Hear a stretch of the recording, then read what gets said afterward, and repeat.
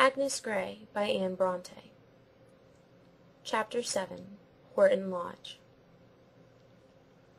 The 31st of January was a wild, tempestuous day.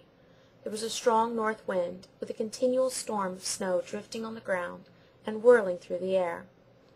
My friends would have had me delay my departure, but fearful of prejudicing my employers against me by such want of punctuality at the commencement of my undertaking, I persisted in keeping the appointment.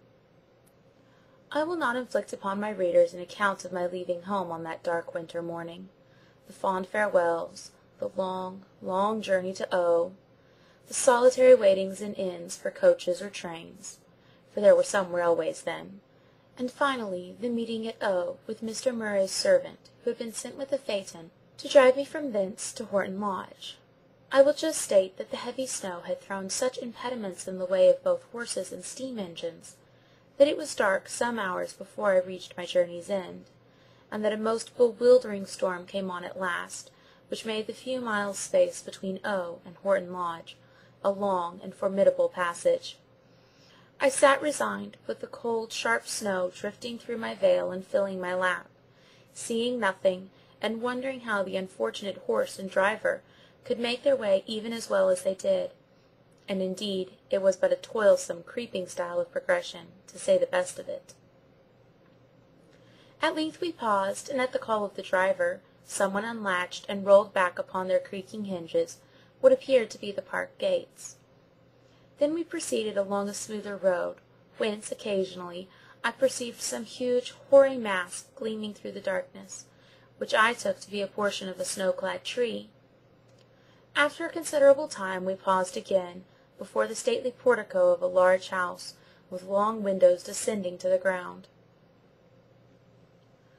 I rose with some difficulty from under the superincumbent snowdrift, and alighted from the carriage, expecting that a kind and hospitable reception would indemnify me for the toils and hardships of the day. A gentleman person in black opened the door, and admitted me into a spacious hall, lighted by an amber-coloured lamp suspended from the ceiling. He led me through this, along a passage, and opening the door of a back room, told me that was the schoolroom. I entered, and found 2 young ladies and 2 young gentlemen, my future pupils, I supposed. After formal greeting, the elder girl, who was trifling over a piece of canvas and a basket of German wools, asked if I would like to go upstairs. I replied in the affirmative, of course. "Matilda, take a candle, and show her her room," she said.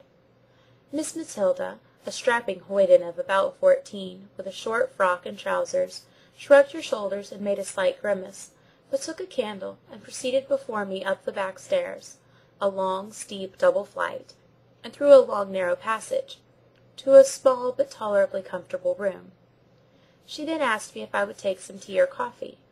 I was about to answer no, but remembering that I had taken nothing since 7 o'clock that morning, and feeling faint in consequence, I said I would have a cup of tea.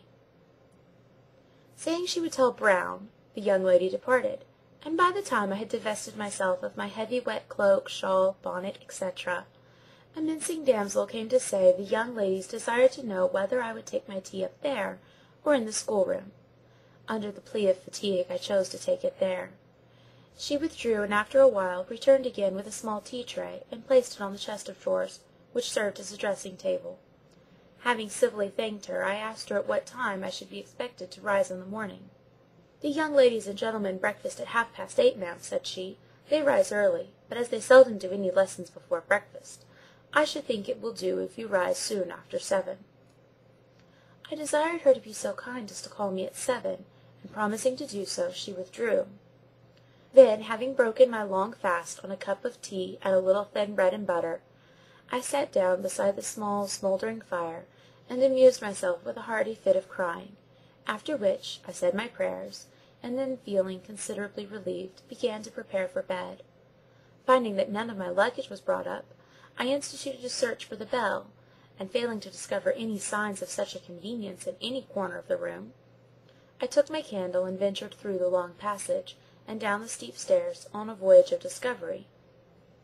Meeting a well-dressed female on the way, I told her what I wanted, but not without considerable hesitation, for I was not quite sure whether it was one of the upper servants or Mrs. Murray herself. It happened, however, to be the lady's maid. With the air of one conferring an unusual favour, she vouchsafed to undertake the sending up of my things, and when I had re-entered my room, and waited and wondered a long time, greatly fearing that she had forgotten or neglected to perform her promise, and doubting whether to keep waiting, or to go to bed, or go down again, my hopes at length were revived by the sound of voices and laughter, accompanied by the tramp of feet along the passage, and presently the luggage was brought in by a rough-looking maid and a man, neither of them very respectful in their demeanour to me. Having shut the door upon their retiring footsteps, and unpacked a few of my things, I betook myself to rest, gladly enough, for I was weary in body and mind. It was with a strange feeling of desolation, mingled with a strong sense of the novelty of my situation, and a joyless kind of curiosity concerning what was yet unknown, that I awoke the next morning, feeling like one whirled away by enchantment, and suddenly dropped from the clouds into a remote and unknown land, widely and completely isolated from all he had ever seen or known before, or like a thistle-seed borne on the wind to some strange nook of uncongenial soil, where it must lie long enough before it can take root and germinate, extracting nourishment from what appears so alien to its nature, if indeed it ever can. But this gives no proper idea of my feelings at all, and no one that has not lived such a retired, stationary life as mine can possibly imagine what they were. Hardly even if he has known what it is to awake some morning and find himself in Port Nelson, in New Zealand, with a world of waters between himself and all that knew him. I shall not soon forget the peculiar feeling with which I raised my blind and looked out upon the unknown world. A wide, white wilderness was all that met my gaze, a waste of deserts tossed in snow and heavy-laden groves. I descended to the schoolroom with no remarkable eagerness to join my pupils, though not without some feeling of curiosity respecting what a further acquaintance would reveal.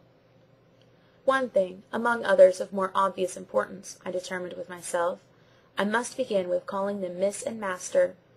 It seemed to me a chilling and unnatural piece of punctilio between the children of a family and their instructor and daily companion, especially where the former were in their early childhood, as at Wellwood House. But even there, my calling the little Bloomfields by their simple names had been regarded as an offensive liberty, as their parents had taken care to show me, by carefully designating them Master and Miss Bloomfield, etc., in speaking to me. I had been very slow to take the hint, because the whole affair struck me as so absurd, but now I determined to be wiser, and begin at once with as much form and ceremony as any member of the family would be likely to require, and indeed, the children being so much older, there would be less difficulty, though the little words Miss and Master seemed to have a surprising effect in repressing all familiar, open-hearted kindness, and extinguishing every gleam of cordiality that might arise between us.